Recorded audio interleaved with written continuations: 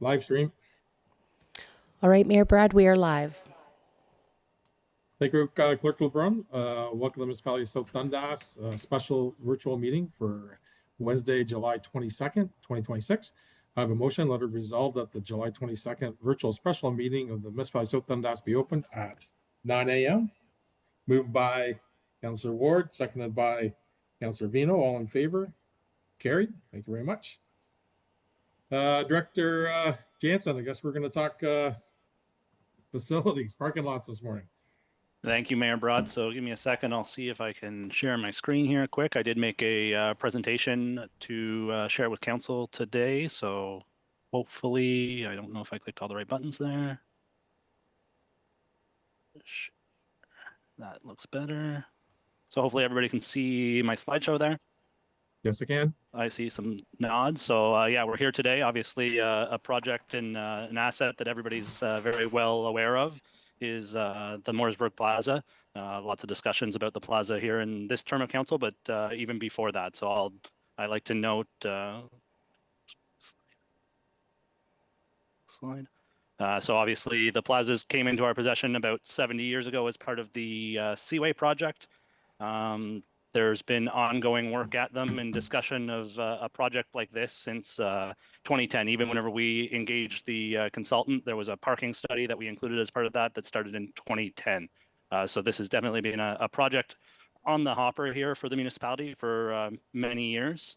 As council know, we are looking at, completely refreshing everything. So from the asphalt replacement, curb replacements, updating the parking layout to match a little bit more of a modern plaza, replacing some of the sidewalks and courtyards, and then looking at doing some of the underground infrastructure. So the water, the sewer, and the storm.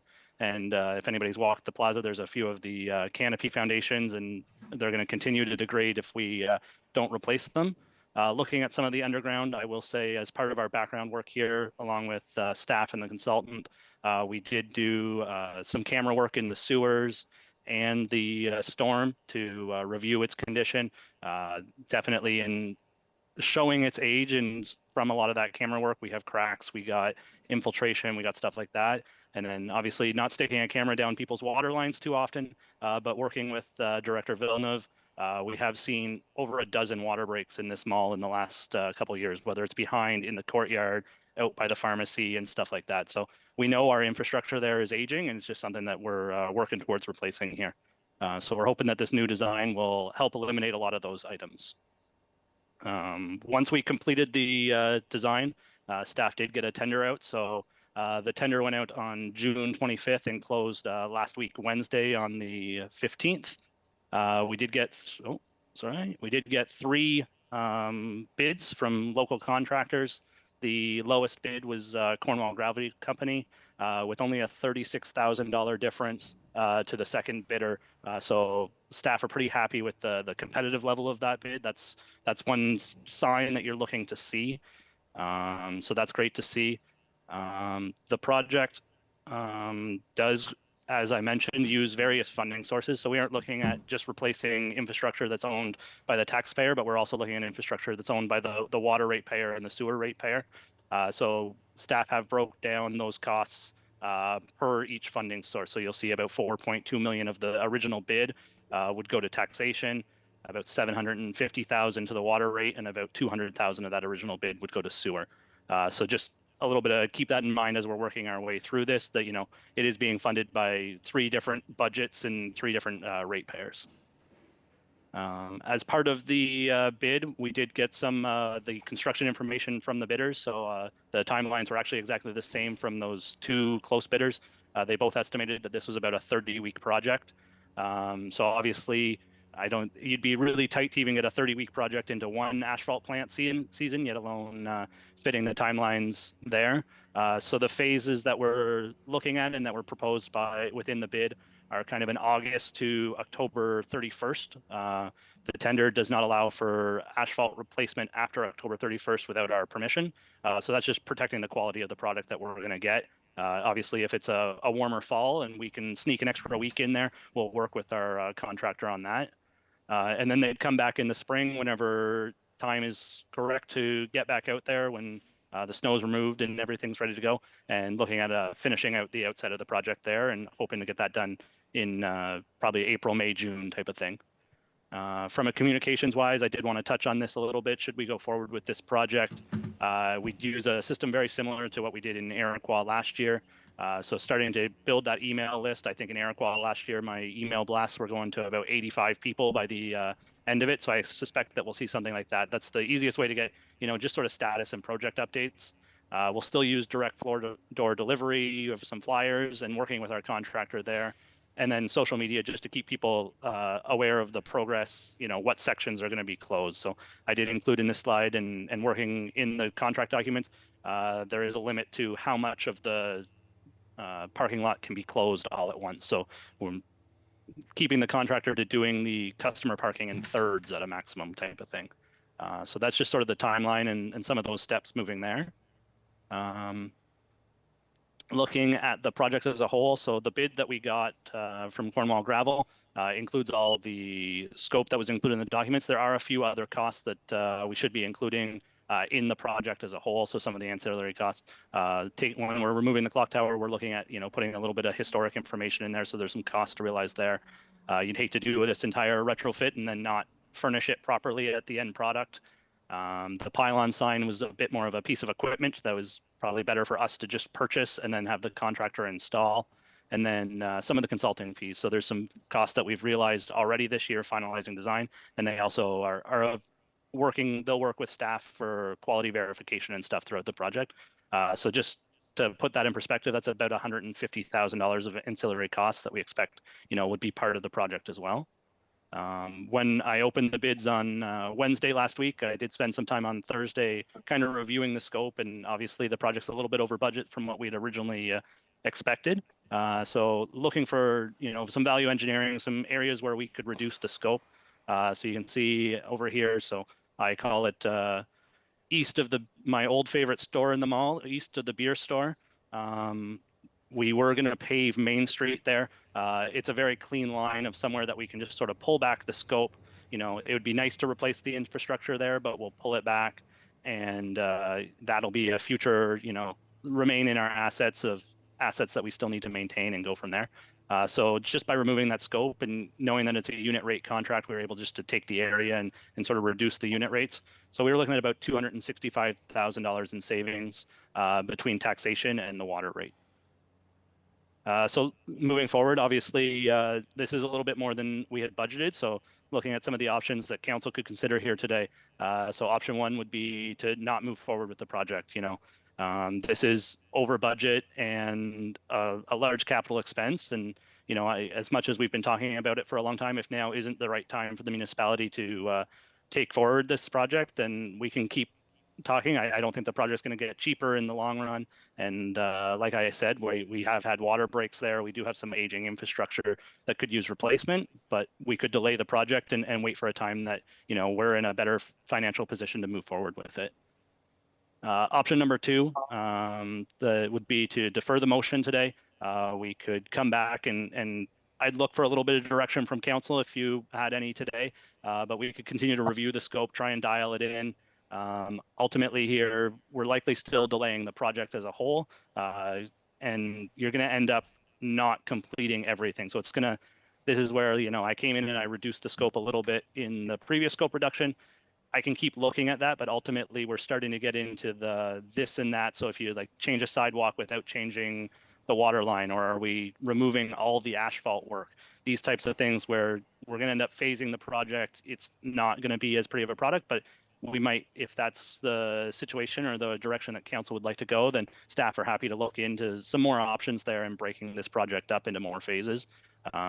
Might not be that great for the businesses as well as, if we, let's say, didn't replace the asphalt this year, that asphalt's still 2 or 3 years away from looking to be replaced. Are we burdening that plaza with even more construction periods over a short period of time? And then just the costs associated with doing that.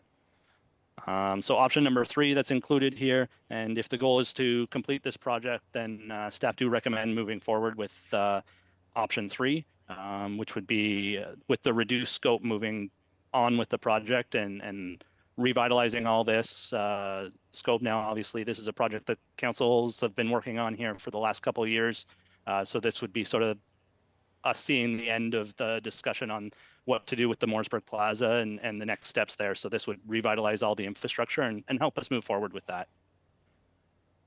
Obviously, that comes with a cost. So as you can see in the table here, the original budget that we had in the 2026 budget was about $3.45 million for this project, including some debt financing and then using capital reserves on the water and sewer side.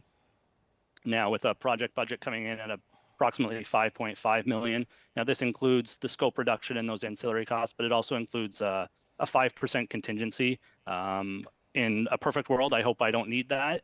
But I can't sit here in front of council and say a project of this scale that we should move forward without a little bit of a contingency. I think that would be putting the municipality at an even higher risk, or there's always unknowns in everything that happens. So it's just good to have.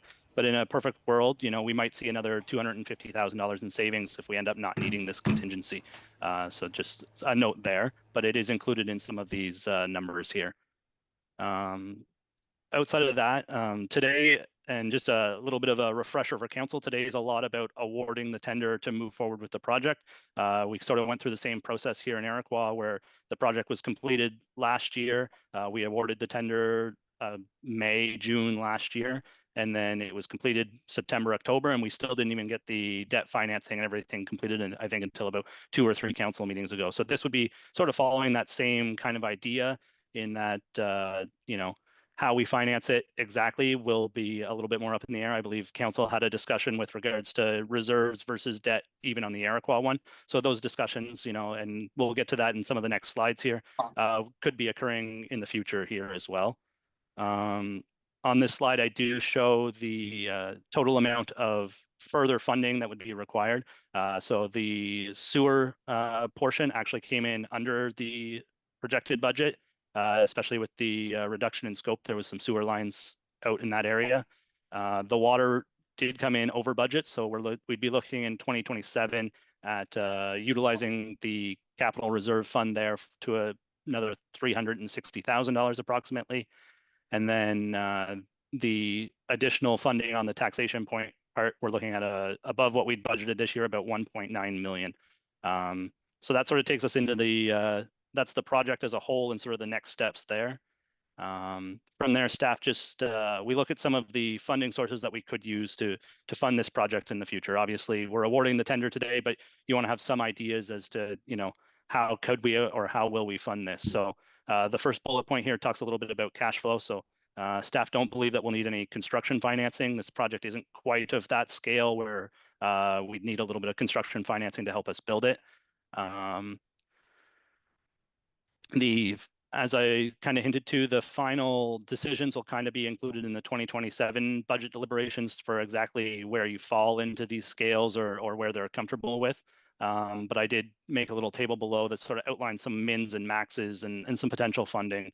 And then similar to this year with any debt that we take on, there is the opportunity, depending on the terms and the timing, that we might not be making those debt payments until 2028 even. So the table below sort of shows a little bit of funding options and sort of what that could look like. I put a min and a max in there. So on the debt, we're looking at from 2.5 to 3.25 million as an option. Now, the council at the time could choose to debt finance the entire thing. They could choose to debt finance more or less, very similar to the discussions you guys had in Iroquois with regards to financing that one. Then there's OCIF, which council, remember, we get pretty much annually from the province and uses towards infrastructure. So in general years, this funds our roads program and our sidewalk program. So obviously there are some roadways and some sidewalks within the plaza. So in 2027, we could, kind of reduce the scope on the number of sidewalks and roads we're doing and look at using some of our OCIF funding. And the example I gave was between $300,000 and $600,000 there. I know it's a small amount, but we do have the BIA reserve that council gave direction to use with regards to signing. And so some of those ancillary costs, I think, really fall into the goal of the BIA reserve that we're still holding there. And then that would still leave the council in 2027 some direction on whether they want to use that, similar to the discussion you guys had, whether you guys want to use reserves or borrow from reserves. and the final amount there would kind of flex with the amount of debt and the final costs on the project. So ultimately, like I said, if we end up not using the contingency, that could be a smaller number, and moving forward from there. I know some of the next questions that we'll have. I'll pass it over to Treasurer Stewart to talk a little bit about our current reserve funds, what some of that borrowing looks like, and some items like that. So, Julie? Thank you. So through you, Mayor Broad. Yes, as Director Jansen said, for the additional funding required, we could go with additional debt, we could transfer from reserve, or we could borrow from reserve. So staff wanted to bring to council's attention today what we could expect in available funds in 2027 through our reserve funds and reserves. I guess one that I want to note is the OCIF funding, which Director Jansen mentioned earlier. What we expect to have available is just over $1 million in OCIF funding with 2027's transfer. We are still waiting to hear from the province to confirm that we can use this funding for that project. We do anticipate that we can, based on what we've seen, but we do want confirmed from them just before we say that we're committing to it. So we're just waiting to hear from that. Otherwise, there are some other reserves that we could potentially use if council wishes to, or borrow from. Again, if it's council's wish. If you want to go to the next slide. Now with this, these are the reserve and sorry, there we go. These are the reserve and reserve funds for water. There's sufficient reserve funds for the project for the water side. So no issue in transferring, no need to debt or to finance externally. And I guess if we do choose to finance externally anything additional, we are already budgeted for 2.4 million, I believe is what it was. Just to give council an idea of what it will cost to finance. So for every $1 million in debt, what I did was look up what the current interest rate is. Of course, when the time comes, it may not be that rate. It will likely be something different. We can expect, I would imagine, between 4% and 5%, but it is currently 4.67%. If council does choose to go with a 20-year term, the interest over that term is $469,000 for every $1 million borrowed. The principal and interest to start is $8,000 per month. And we're saying $96,000 per year, but it will be less because the principal remains the same. As the principal is paid off, the interest does reduce over the year and over the years. So it will be a little bit less than 96,000 over the first year in principal and interest. And I will send it back to Director Jansen. So that's kind of the end of our presentation today. So a little bit of a wrap up here. So we are looking at kind of three options as to what council wants to move forward with regards to awarding the tender. Ultimately, there's some financing options in there, but the next steps are kind of to award the tender, and then some of the financing, if council is comfortable with that sort of range, can be finalized between this year's budget and next year's budget. Outside of that, I know it's a big project and a big decision here for council, so I'll throw it over to you guys, and if you have any questions, we're happy to answer them. Thank you, Director Jansen, and thanks to you and the team of people it takes to get to this point. Obviously, a lot of work over the years, as well as lots of conversations with the other three council members as you work through this conversation. Obviously, initial kind of comments is yes, a lot of money over what was kind of expected and planned. The public has spoken that this is our asset and they want us to maintain it. From a health and safety and supporting local businesses, it's something really important at this point that we've got to consider. But David, if you could close your slideshow so we go back to full screen to see everybody, and then I'll take questions, comments. Thank you. And we can obviously open that screen back up if we want to go back to a slide. So I'll pass it over. Questions, comments from the council team.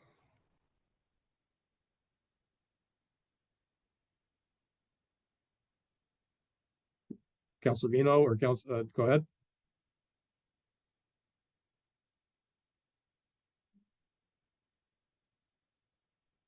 still on mute.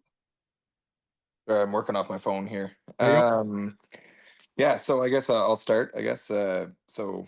I mean, this is something that's been kicked down the road for a lot of years, and whenever the staff says that we're at end of life, we are at end of life. We're not nearing end of life. We're at end of life for that infrastructure. So I'm in favor of going forward with the project, of course.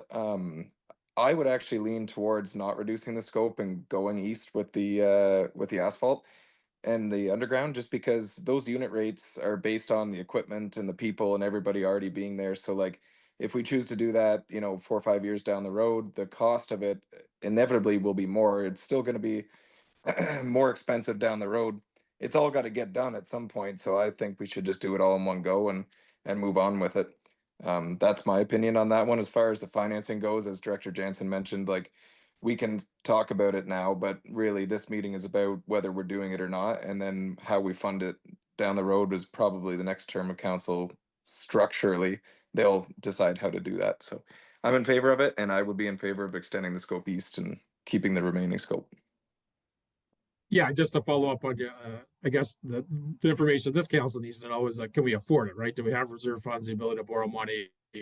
Can we move forward from a financial standpoint? That's the question for sure to ask. And then how we do it is obviously secondary. Deputy Mayor. Thank you, Mayor Broad. Just a couple questions on the logistics versus the pricing to Director Jansen. Was there any pre-discussions, pre-tender opening discussions with the contractors that would have given us an indication that the logistics of doing the mall is potentially what is driving the cost up? Second question I have is asphalt pricing, fuel rates. Is that another reason why the costs are getting driven up just because of the current fuel prices? So through you, Mayor Broad, to the Deputy Mayor, there were no real discussions pre-bid, obviously, with too many contractors. I mean, magic 8 ball of why the prices are high. I would say, this project isn't tied to the AC index, but I think it's no secret to members of this council, or if it isn't, you might want to buckle up a little bit here. The AC index for asphalt is up about 40 to 50% this year. So that is kind of reflected. This project, we did not tie it to the AC index. So what we're getting is the fixed cost. Granted, it's high right now. So. Yeah, but I still would suggest, even if the AC index is not applied, that it's still fuel based. Everything in development, underground, above ground, is fuel based, right? I mean, the supply of the material, the making of the material, the construction, everything is always fuel based. So I suspect that's probably one of the reasons why some of the costs are probably a little bit higher. I tend to agree with Councillor Vino on the overrun and the reduced. I mean, if you would have came to us and said, reducing the work is going to be an $800,000 reduction, I think that's a significant savings. But 265 over the 5.2 million. I think we're just nitpicking a little bit on where we can save here and there. So if we're going to do the scope, I think I'm in favor of doing the entire scope of work. I do like it that we are thinking ahead about the OCIF funding for at least for the sidewalk repairs. I mean, this is public sidewalks. It should fit the bill in terms of being able to use that funding. And to be quite honest with you, I know we had this discussion, and I know this today is not really about how we're going to fund it, but I think we need to be very conscious about how we're going to fund this project. So for the next term of council, they understand our thinking and our methodology at least. And, we had this discussion, I brought it up when we were looking at the funding for Iroquois.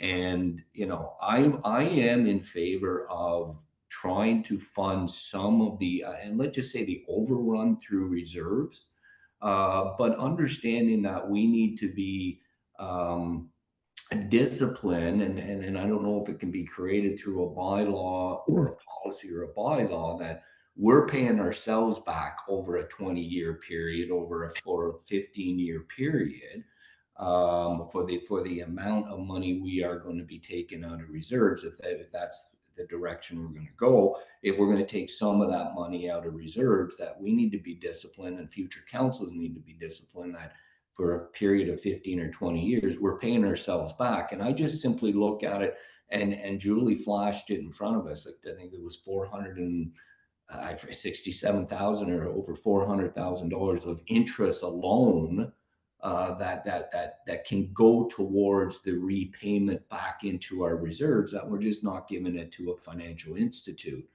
So I think we really, based on some funding through the bank, reserves, and OCIF funding, I think we can make this work. I think we need to make this work. I agree with what Mayor Broad has said. We've heard it for a while. Unfortunately, this is a prime example that if we don't keep somewhat ahead, and maybe not ahead is the right word, but somewhat reinvesting in our assets, then this is the byproduct of what happens. Now we're $3 or $4 or $5 million trying to reinvest in our assets versus just trying to keep up to it on a yearly basis. So from my perspective, I think we should move forward with the project on the basis that we come up with a little bit, maybe we have to do this in principle for future councils moving forward, now that in principle this is what our methodology is in terms of financing this project. Thank you. Very good. Thank you. Councillor Smith? Yeah, can you guys hear me? Yes, can. Okay. I just this is just my opinion, is that we are going to be going too far into the next council in terms of like making decisions on their behalf, and I feel that I'm not going to say that this project should not be done, but my vote would be just to defer this until the next council gets their chance to have their say. I do not like spending the next council's money, and so I'm not going to say that this does not need to be done. It does need to be done, but for right now, my vote would be to defer until November or some time period like that. We can put it right into next year's budget. So I did have a question for David. David, if the next council decides that they do want to wholeheartedly go into this whole project, and say, would it get retendered again in January? And if so, could it be done in one construction season, say starting in May or so approximately of 2027? Through Mayor Broad to Councillor Smith. So the 30-week construction period is pretty tight for a single season in asphalt. So I'd say you're right on the cusp. So it's, if the contractor's going, you might have some final deficiencies that you're still dealing with in October and November. And then to the first question, it would need to be retendered. So the pricing could change. It could either way. So magic 8 ball there. We don't know what we'd be seeing if or when we retendered it there. Thanks, Councillor Smith, and just remind everybody else that every outstanding bill the previous councils have passed us. That's the way the process does kind of work. Respect your opinion, Councillor Smith, for sure. Councillor Ward. Thanks, Mayor. So I just had 2 questions. So, and they're probably directed to the Director of Finance through you, Mayor. If we use the OCIF funding to offset some of the debt, I just wanted to understand what the other projects that normally rely on OCIF funding, what would happen to those? Would those hit the tax base? Would those, so usually we use OCIF funding, right, to offset road paving and other items. I just want to maybe have an understanding of, if we use this for the plaza, what that would mean for the tax base on the other side. So through you, Mayor Broad. Yes, so OCIF and the gas tax we generally use for roads and sidewalks.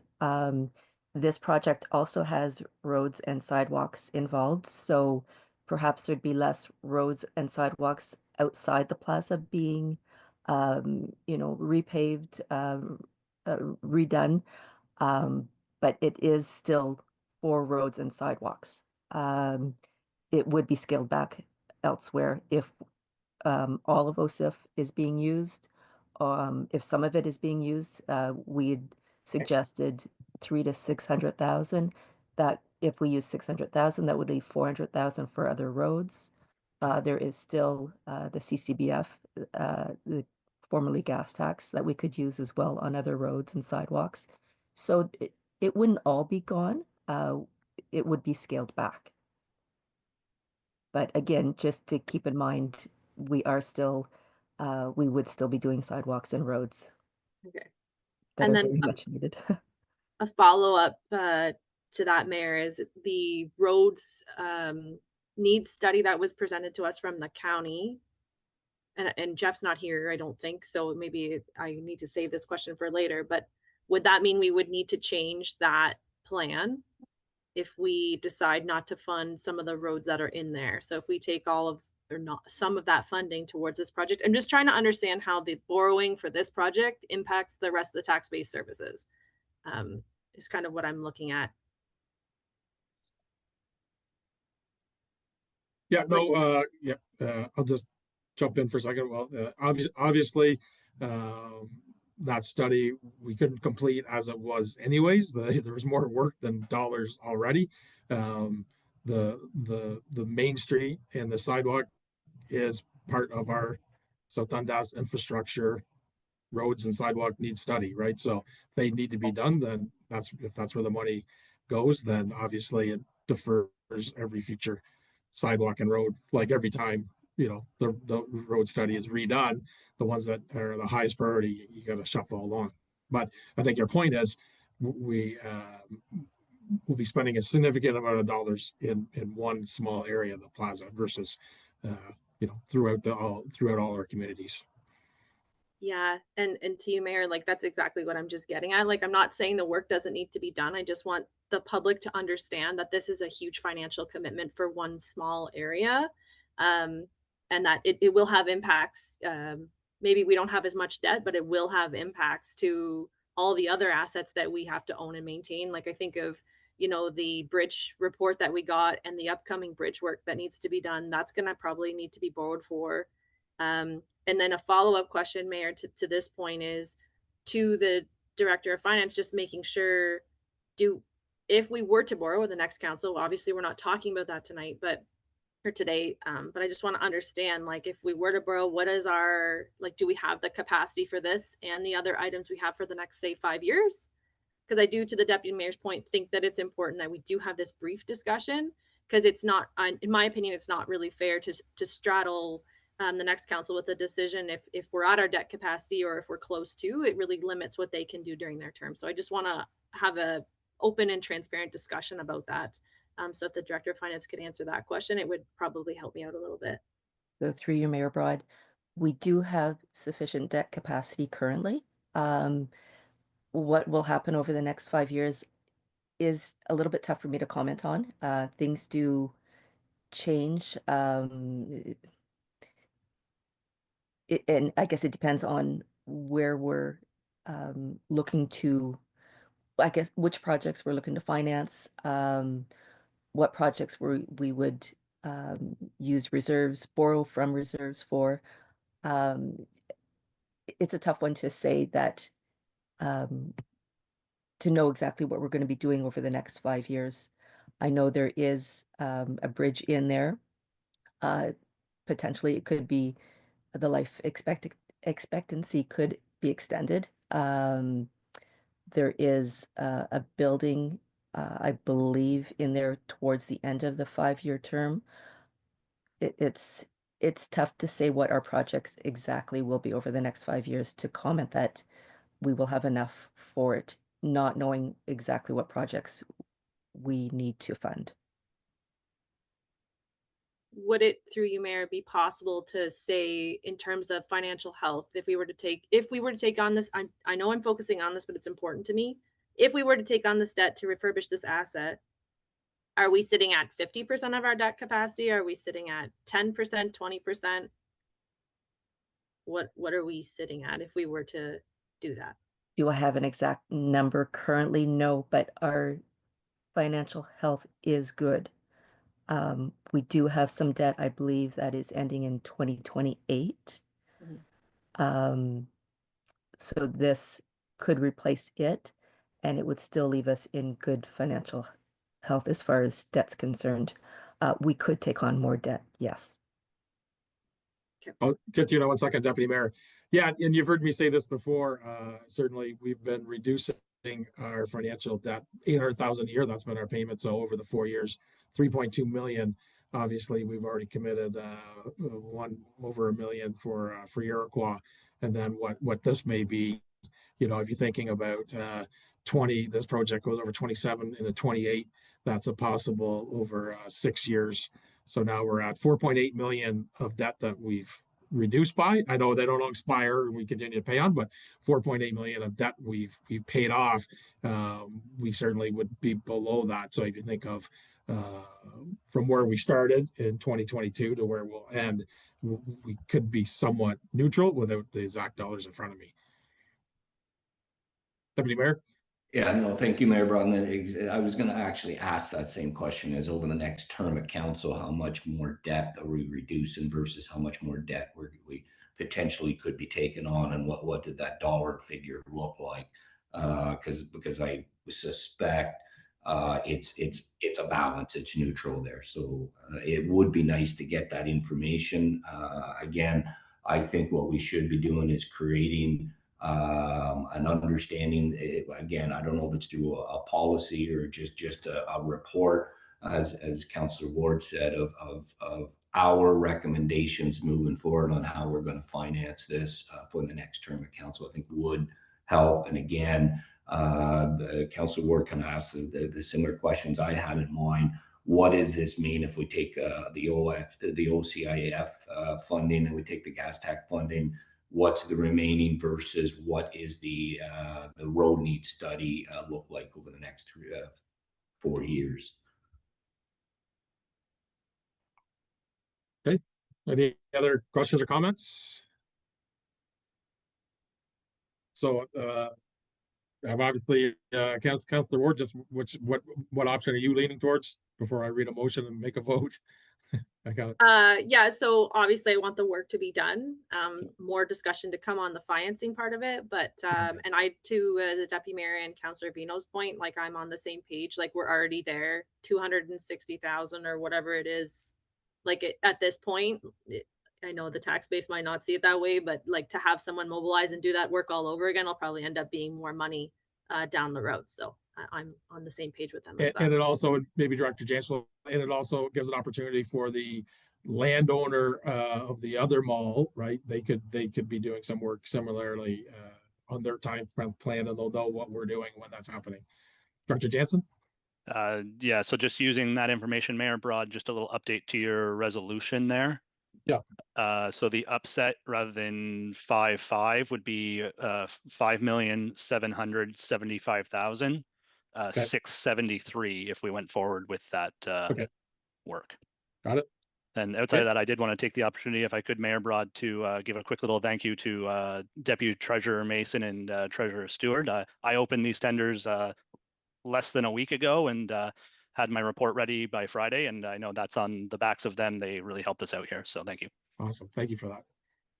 Okay, I have a motion that the council award the Morrisburg Plaza infrastructure renovation tender to Cornwall Gravel Company Limited and total amount of $5,263,105.37 plus HST to be funded across multiple municipal budgets outlined with, and the council approved the upset budget $5,775,673, including that HST and the funding, including temporary costs and scope reduction if required. And further that council and clerk, director of Parks and Recreation facilitate and execute the necessary documents with a successful bidder. Moved by Councillor Ward, seconded by Deputy Mayor St. Pierre. All in favor? Opposed? Thank you. Motion is carried. And I appreciate everyone taking their time this morning and to accelerate this meeting to ensure that we could go. Deputy Mayor, comment? Oh, you're on mute. You're on mute. Sorry, Mayor, bro. I didn't have everybody on screen because it's just compressed a little bit. Did Sure. everybody vote in favor, or was anybody opposed? Yeah. Yeah, in favor was myself, Deputy Mayor, Councillor Vino, Councillor Ward, Councillor Smith voted against. Okay, thank you. Yeah. Very good. And with that, I have a motion, let it resolve that the Council of South Dundas adjourn at the call of the chair at 9:40 a.m. All in favor? Or sorry, moved by Councillor Ward, moved by Deputy Mayor St. Pierre. All in favor? Carried. Thank you, and have a great day from South Dundas. Thank you. Thanks.